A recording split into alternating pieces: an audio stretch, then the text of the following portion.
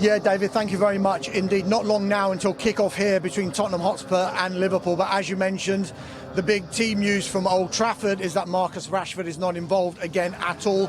Gary, Neville, I'm guessing it's not a surprise, but what is your reaction to it? Yeah, I was just going to say it's not really big team news anymore. It's something of the norm, a pattern now developed over the last week. It was a surprise last weekend. But yeah, I think obviously now is getting to a point whereby you leave him out 3 games on the bounce. Something really is obviously going wrong or has gone wrong, and it's not looking great for both Marcus's future at the club and for Manchester United keeping him either. I suspect it's getting to that point in the journey where it looks like it's a sort of inevitable ending. Do you feel the inevitability could actually happen in January, and in what form? If you said to me 7 or 8 days ago, I said absolutely no chance. As I stand there today now, I think it's, one thing in the past, even with players at United or any big club, when it's getting to the point whereby you're talking to me about this every single week and it's a distraction for the manager and he becomes the focal point of the press conference, I think it does become obvious that then he probably has to leave and that the club want him to leave, and it'll probably work for both parties. I mean, there are good examples as well of players who've struggled at United. Jadon Sancho's gone to Chelsea, he's doing better. Scott McTominay wasn't struggling at United, but he's left to go to Napoli, he's doing well. So Marcus might think it's the right thing for him as well. Just one more on this before I talk about the game that you're at. You talk about the manager. How do you feel he's handled it? Something has to change at Manchester United, for 10 years we've been watching a lot of the same players over the last 4 or 5 years deliver the same results. We've talked about culture a number of times.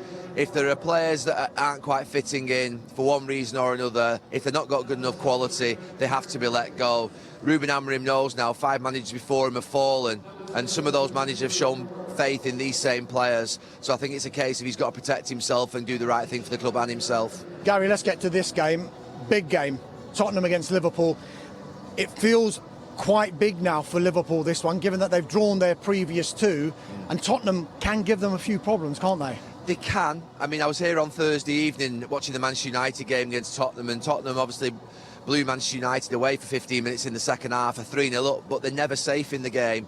And with Liverpool's forward line, Tottenham's problems with injuries in defence, I can actually only see one outcome today. I know that sounds really sort of negative because I love coming to this stadium, I actually love watching Tottenham play, but I think Liverpool is a big game for them. Obviously, they're in a great position in the league. Arne Slot's done a great job, but I do see them getting over the line here today. Ange Postecoglou is unapologetic about Tottenham's style, about their approach. It's who we are, mate, seems to be the buzz phrase with him these days.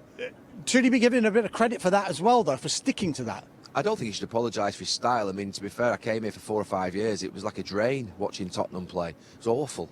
They may have got better results at times and finished higher up the league, but I have to say it wasn't pleasant to watch. The football here, when I get Tottenham now, when I get my games given by the Sky producer at the sort of, a couple of months before, I enjoy it when I get given Tottenham games because I know we're going to see a fantastic game of football, and that's not patronising them. They've scored the second most goals in the league. They've got the joint third best defensive record. They've won more games than any other team by 3 goals. They have got 10 injuries as well. They've got a mountain of injuries. If they had their players fit, they'd be right up there, Tottenham, this season. So, other clubs, I think also, their managers seem to whinge when they get 1 or 2 players injured. Ange doesn't seem to make that much of a fuss about his injury problems. He's got horrific ones, particularly at the back. Look, they can manage games better. They can control games better. I'm sure that he was pulling his hair out the other night. But if your goalkeeper goes and makes 2 mistakes like that with the ball at his feet, I don't really know what you want to... I don't really know what he can do. I mean, what's he changing there? You know what I mean? They are just genuine mistakes. So, yeah, there are control and management issues in games which definitely can be a lot better. They're giving up goals against Chelsea and against Brighton. They're bad defeats to give away. But it'll be a good game, I know that. But I think that Liverpool will just have too much firepower for them in the end. Yeah, you touched on it before. The goalkeeper at Tottenham and that central defensive partnership as well, clearly not the first choice. Is that where Liverpool can exploit? Oh, absolutely, and they will exploit it, no doubt. Manchester United was so poor going forward in the first half the other night. Even in the second half, they couldn't really create chances of their own, goal-scoring chances of their own. They obviously scored goals, but only through the mistakes of Tottenham.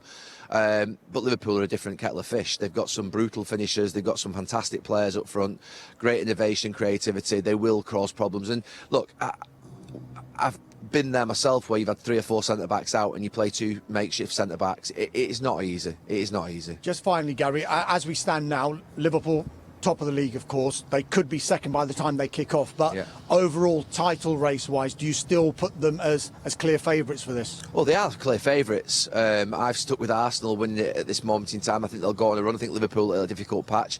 But to be honest with you, the more it goes on, the more you see Liverpool's strength. They've got good experience. In this year, it's a league that is just very different. It's very different than the years gone by, so it's there to win. And Liverpool are in with a great chance.